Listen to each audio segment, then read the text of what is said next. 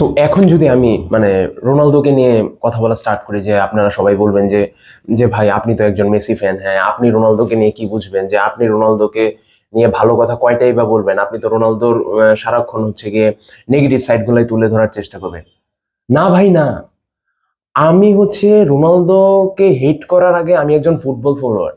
আপনাদের মাঝে এমন অনেক মানুষ আছে যার যার যে হচ্ছে গিয়ে রোনালদোকে আপনারা যত বেশি না দেখছেন, তার থেকে হাজার গুণ বেশি আমি রোনালদোকে দেখছি। কজ হচ্ছে 2010 থেকে যে ফুটবল ফলো করতেছি, মেসি রোনালদোর ডিবেট যে চলে আসতেছে, হ্যাঁ ওইখানে মেসিকে রোনালদোর থেকে আমি বড় করে কখন রাখতেছি, যখন আমি রোনালদোকে ফলো করতেছি। মানে বল নলেজ না থেকে আমি কখনোই আমি রোনালদোকে ক্রিটিসিজম করতে পারবো না। আর রোনালদোর কোন সাইডগুলো ল্যাকিংস আছে, কোন সাইডগুলো হচ্ছে আপলিফট করতে হবে, সেগুলো এজ এ ফুটবল সাপোর্টার এবং কন্টিনিউয়াসলি হোল সিজন ধরে দেখতে থাকা ফুটবল ফ্যান হিসেবে ভাই আমার মাথায় আমার আইডিয়া তো অবশ্যই আছে, আলাদাভাবে এটা বলার কোনো কিছু নাই। বাট লাস্ট 3 to 4 ইয়ার্স ধরে রোনালদো যেই লেভেলে পর্তুগালে এসে পর্তুগালকে চালনা করতেছে, এখন আমি দেন যদি আমি বলি যে লাস্ট 3 to 4 ইয়ার্স এর কথা বাদ দেন, আমি লাস্ট 9 থেকে 10 বছর 10টি গেমের কথা আমি যদি বলি, রোনালদোর এভারেজ এক্সজি হচ্ছে 0.3 বা 0.4 এরকম। সো ওকে নিয়ে আলাদাভাবে ওকে আমরা পচাইতেই থাকবো, এটা নিয়ে এক্সট্রা ভাবে বলার কোনো কিছু নাই। এবং লাস্ট ম্যাচেও যে রোনালদো যা ডেলিভার করছে, হ্যাঁ রোনালদোর কাছ থেকে আমরা এরকম কোনো কিছুই আশা করি না কখনো। আর ভাই এখন হচ্ছে মেইনলি যে রোনালদোর আগের যে ইন্টেন্সিং প্রেস গুলা ছিল, সে পুরো মাঠ দাপিয়ে বেরিয়ে খেলতো, দেন হচ্ছে গিয়ে তাকে আপনি মাঠের সব জায়গায় বল রিকভারি করতেও দেখবেন। এগুলা ওর কাছ থেকে এখন আশা করে লাভ নাই, বাট মিনিমাম বেসিক যে জিনিসটা আমরা রোনালদোর কাছ থেকে আশা করতে পারি, ওই জিনিসও ম্যাচে সে দেখাইতে পারতেছে না। তাহলে মানে আপনি তো একজন রোনালদো ফ্যান হিসেবেও রোনালদোর উপর রেগে থাকার কথা, আপনি আমাকে বলতেছেন রোনালদো হচ্ছে হোল ম্যাচের কালকে কথা যদি বলি, নির্দিষ্ট জাস্ট একটা পজিশন নিয়ে সে দাঁড়িয়েছিল, কখন বলটা আসবে এবং সে জাস্ট হচ্ছে গোল পোস্টে ঢুকিয়ে দিয়ে গোল কনভার্ট করবে। হ্যাঁ আমি জানি বলবেন আমাকে যে ভাই একটা স্ট্রাইকারের কাজ কি, হালান কি করে। হ্যাঁ ভাই, হালান মাঠের মাঝে কি করে এটা আপনি যদি হালান্ডের প্রতিটা ম্যাচ দেখেন দেন বুঝতে পারবেন। রোনালদোর প্রোফাইল হালান্ডের সাথে এবং এই লাস্ট মোমেন্টে যে আপনি যদি মিলিয়ে দেন, দেন হচ্ছে আপনাকে আমি রোনালদো ফ্যান বলবো না। আর ফিটনেসের কথা বলতেছেন, রোনালদো এখন ফুটবল প্লেয়ার প্লেয়ারের কথা আমি বাদই দিলাম, ফুটবল প্লেয়ার ছাড়া বাকি যেই সাইটগুলো আছে, ইনফ্লুয়েন্সিয়াল দিয়ে কথা বলি আমি, দেন হচ্ছে আমি যদি কিসের কথা বলবো, ফিটনেসের কথা বলি, যেটার জন্য হচ্ছে ও ওয়ার্ল্ড ওয়াইড সবচেয়ে বেশি ফেমাস, যে বান্দা হচ্ছে রিভার্স এজিং এর পথে যাচ্ছে দিনকে দিন, যে তার 41 এজে তাকে লাগতেছে হচ্ছে 25 এরকম টাইপ থিংস। তো ওইসব ইম্প্যাক্ট আমরা মাঠে কেন দেখতে পাই না? আপনি রোনালদোকে ডিফেন্ড করার আগে রোনালদোর যেই জিনিসগুলো নিয়ে আপনি প্রশংসা করতেছেন, সেইগুলোকে প্রশংসা করার আগে বাদ দিন, দেন আমি কথা বলবো। এখন রোনালদো হচ্ছে গিয়ে একটা কথা আমরা কিন্তু অনেক আগে থেকে শুনে আসতেছি যে live football before football leaves you. হ্যাঁ এই জিনিসটা ওকে এখন মানতে হবে, যে কারণ হচ্ছে ফুটবল জিনিসটা অ্যাকচুয়ালি তার সাথে আর যাইতেছে না এখন, সত্যি কথা বলতে। কারণ একটা মানুষের একটা ম্যাচ ভালো যাবে, একটা ম্যাচ খারাপ যাবে, একটা ম্যাচ ভালো যাবে, একটা ম্যাচ খারাপ যাবে, কন্টিনিউয়াসলি এরকম ভাবেই চলতে থাকবে। মাঠে আপনার প্লে একটা রোল থাকবে নির্দিষ্ট ওয়েতে, বাট হচ্ছে আপনি যখন হচ্ছে আপনার কাইন্ড অফ ফিল হচ্ছে 10 মেন নিয়ে আপনি খেলতেছেন, হ্যাঁ দেন আপনার কাছ থেকে আর আমি কি বলবো, আপনার কাছ থেকে আর কি আশা করা যায়। এখন গতকাল রাতের ম্যাচের কথায় আমি যদি আসি, গতকাল রাতের ম্যাচে রোনালদোকে আমি যতটুকু ব্লেম করব, রোনালদোর যে সতীর্থরা ছিল আরো অন্যান্য প্লেয়ার, ওদেরকে ওদেরকে আমার মানে রোনালদোর থেকেও বেশি ব্লেম দিয়ে রাখবো আমি। কজ হচ্ছে যেই যেই প্লেয়ার, হ্যাঁ পর্তুগালে এখন আপাতত স্টেবল ওয়েতে খেলতেছে, হ্যাঁ ওরা ভাই এক একজন হচ্ছে নিজের ক্লাব লেভেলে সিজনের পর সিজন ট্রফি জিততেছে, ট্রেবল জিততেছে, দেন হচ্ছে ইন্ডিভিজুয়ালিজম দিয়ে ম্যান অফ দ্য ম্যাচের কথা তো আমি বাদই দিলাম, যে কন্টিনিউয়াসলি এমন হচ্ছে প্লেয়ার লাস্ট 6-7 ম্যাচ ধরে করতেছে, নিজের ক্লাবকে একাই ক্যারি করতেছে। এখন ফুটবল ফ্যান হিসেবে টেকনিক্যালি আমি যদি কথা বলি যে আপনি পর্তুগাল টিমকে তো আমরা সিজনের মানে ওয়ার্ল্ড কাপের শুরু হওয়ার আগে থেকেই দেখতেছি যে সবচাইতে হচ্ছে হাই পেবল টিম। কজ হচ্ছে মানে সিমসনও কিন্তু যাকে আমরা প্রেডিক্টের মাস্টার হিসেবে বলে থাকি, প্রেডিক্ট করে দিয়ে দিচ্ছে অলরেডি যে Portugal will leave the world cup. এখন যারা প্রেডিক্ট করতেছে, হ্যাঁ, তাদেরকে তো আসলে আমাদের দোষ দিয়ে লাভ নেই। কজ হচ্ছে তারা কিসের বেসিসে প্রেডিক্ট করতেছে? তারা অবশ্যই দেখতেছে যে স্কোয়াডের ডেপথ কেমন, স্কোয়াডে কি কি প্লেয়ার আছে, তাদের পটেনশিয়ালিটি কি, ওটার উপর ডিপেন্ড করে। সিমসনও ওই দিক থেকে কোনো আলাদা মানুষ না। এখন সিমসনের প্রেডিকশন ঠিক হবে কি হবে না আমি জানি না, কজ হচ্ছে পরবর্তীতে পর্তুগালের আরো ম্যাচ আছে, ওখানে সে মানে কি কি চেঞ্জ আনবে, দেন হচ্ছে পরবর্তীতে তাদের ওয়ার্ল্ড কাপ রান কি কত দূর যাবে সেটা হচ্ছে পুরো আলাদা বিষয়। বাট আজকের ম্যাচ নিয়ে কথা বলতে চাই। এখন আপনি মানে যদি ল্যাকিংসের কথা বলেন পর্তুগাল টিমে, হ্যাঁ, আমি একমাত্র ডিফেন্সের সাইডে ছাড়া, যেখানে হচ্ছে রেনাতো ভেগা আছে, দেন হচ্ছে রুবেন ডিয়াস আছে, ওই সাইডটা ছাড়া, হ্যাঁ, আমি পর্তুগাল টিমে মানে দুর্বলতা নামক কোনো কিছুই খুঁজে পাই না, সত্যি কথা বলতে। আর আপনি হচ্ছে ডিফেন্স নিয়ে আপনি তখনই মানে সান্ত্বনা নিয়ে নিজের মনে নিজে বসে থাকতে পারবেন যখন আপনি মানে অগণিত গোল কনসিড করতেছেন। বাট কালকের ম্যাচে ভাই ডিআর কঙ্গো ভাই, যেই টিমটা মানে কখনো কল্পনাও করে নাই যে তারা ওয়ার্ল্ড কাপে নিজেদেরকে প্রেজেন্ট করতে পারবে, হ্যাঁ, তারা এসে পর্তুগালের মতো যে যারা হচ্ছে এবারের ওয়ার্ল্ড কাপে হচ্ছে মানে সবচাইতে হট ফেভারিট, ওদেরকে উন করে দিয়ে চলে যাচ্ছে। পর্তুগাল কেমন টিম, হ্যাঁ, লেফট উইং এ আছে রাফায়েল লেও, দেন হচ্ছে পেদ্রো, দেন হচ্ছে রাইট উইং এর কথা যদি আমি বলি কয়েনসেকাও, ট্রিনকাও, স্ট্রাইকারের কথা আমি আমি কত মানে রোনালদোর কথা আর কত বলবো। আর মিড ভাই, আপনার কাছে মানে টানা 2 সিজনের ট্রেবল জয়ী 2টা মিডফিল্ডার আছে, জাও নেভেস আর হচ্ছে গিয়ে ভিতিনা। দেন হচ্ছে আর কার কথা বলবো, ম্যান ইউনাইটেড কে সিঙ্গেল হ্যান্ডলি নিজের ক্রিয়েটিভ প্লে মেকিং দিয়ে, গেম সেন্স দিয়ে, দেন হচ্ছে তার এক্সট্রা যে পাওয়ার গুলো আছে ওগুলাকে ক্যারি করে একাই ম্যান ইউনাইটেড কে এবার হচ্ছে গিয়ে ইউসিএল এ কোয়ালিফাই করাইছে ব্রুনো ফার্নান্ডেস। হ্যাঁ, আপনি মনে করেন হচ্ছে আপনি 3 থেকে 4টা গোল কনসিড করলেন অ্যাজ এ টিম, হ্যাঁ, পর্তুগাল এমন একটা টিম 3 থেকে 4টা গোল কনসিড করার পর সে 5 থেকে 6টা গোল দেওয়ার জন্য ক্যাপেবল ভাই।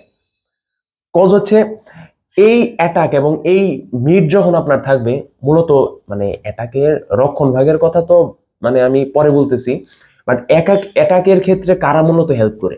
আপনার উইং, আপনার ফুলব্যাক যারা ডিফেন্স থেকে এসে অ্যাটাকে জয়েন করে, দেন হচ্ছে মিড থেকে যায়।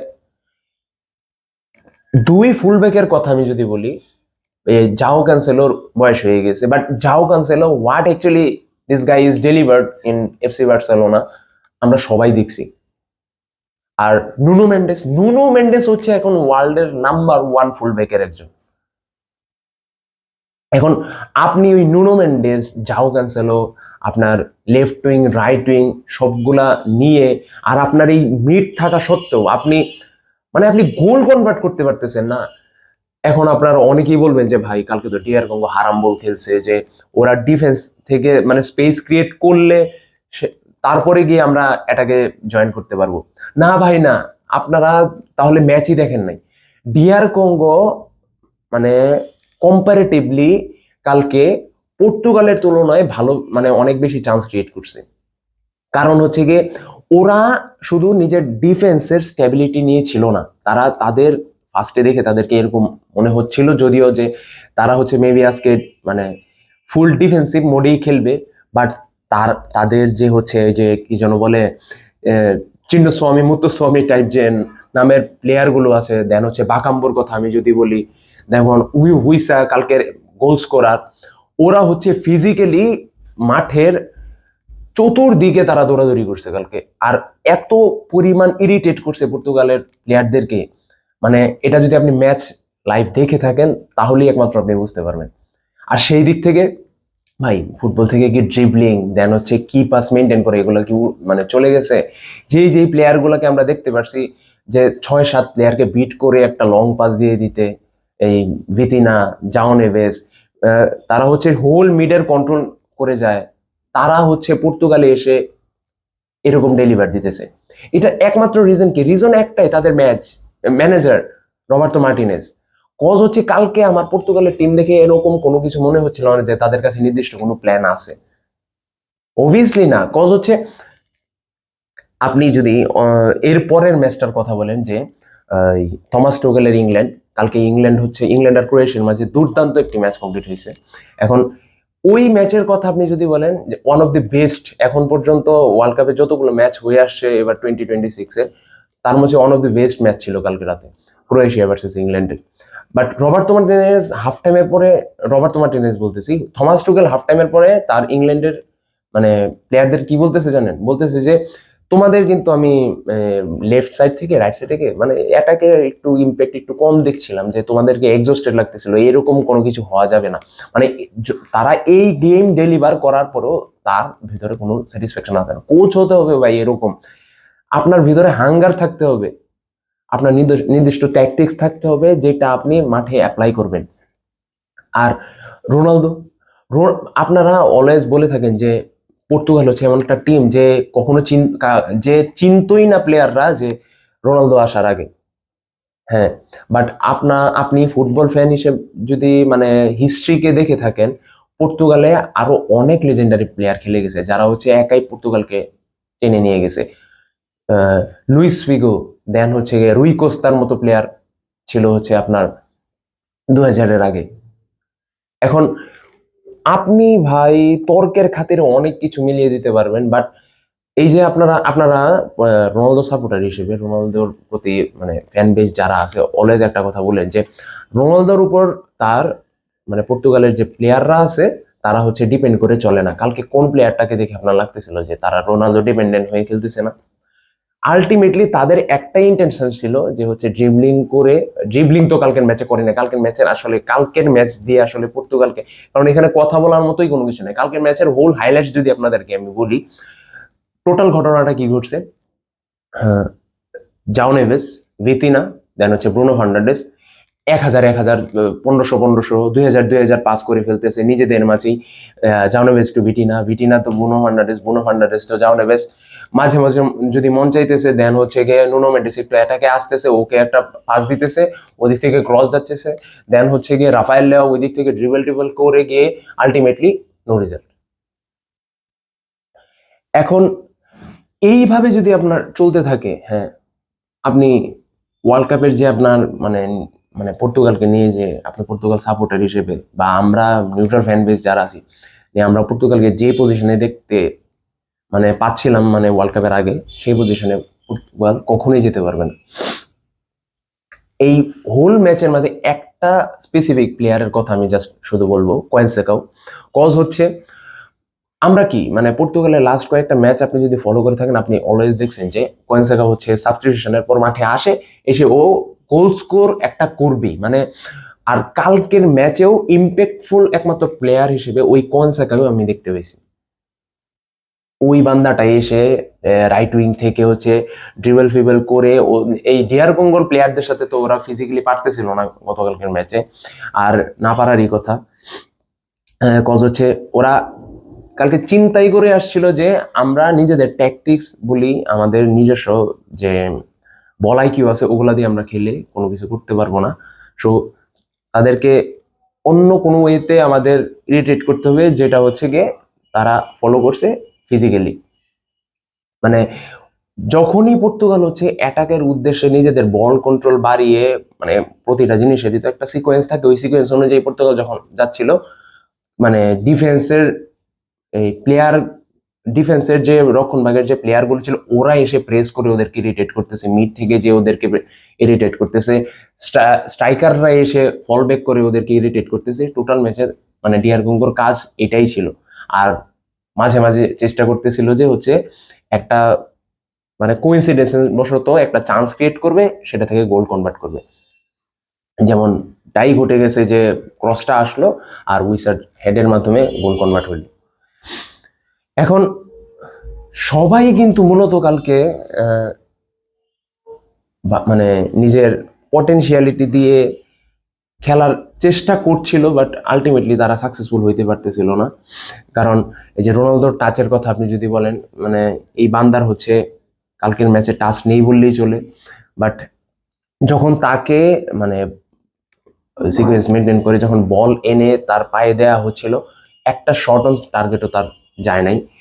ইভেন আমি মানে ডিআর কঙ্গোর যে গোলকিপার আছে, ওই গোলকিপারের হচ্ছে ক্রিস্টিয়ানো রোনালদোতে গতকালকের ম্যাচে হচ্ছে বেশি টাচ ছিল। হ্যাঁ, এখন আপনি আমাকে এসে রোনালদোকে নিয়ে ডিফেন্ড করতে থাকেন, আমার কোনো কিছু আসে যায় না। বাট ভাই, আমি ভাই ফুটবল ফ্যান হিসেবে যে স্লিপ স্কেডিউলের কথা যদি বলি, আমরা এখন যারা ফুটবল ওয়াচার আছি তাদের তো এখন স্লিপ শিডিউল বলতে কোনো কিছু নাই। হ্যাঁ, সেই দিক থেকে এইসব ম্যাচ যদি মানে আমরা দিনের পর দিন দেখতে থাকি, যে আমরা ভাই লিটারেলি হচ্ছে আমাদের পরবর্তী ম্যাচগুলো দেখার যে মোটিভেশন, হ্যাঁ, না মোটিভেশন ফিরে আসবে। কজ হচ্ছে গতকালকের তিনটে ম্যাচে আমরা যা দেখছি, ফ্রান্স সেনেগাল, দেন হচ্ছে ওই কি যেন নরওয়ে ভার্সেস ইরাক, দেন হচ্ছে গিয়ে মেসির মাস্টার ক্লাস ড্রপের মাধ্যমে আর্জেন্টিনার যে ম্যাচটা, এরকম ম্যাচ যদি ইন দি মোমেন্টাম আসে, দেন হচ্ছে আমাদের মোটিভেশন থাকবে। হ্যাঁ, এটা নিয়ে কোনো ইস্যু নেই, এটা নিয়ে বেশি কিছু বলবো না। তো দেখেন বুঝেন আপনারা কি করবেন, but Portugal has serious problem ভাই, সত্যি কথা।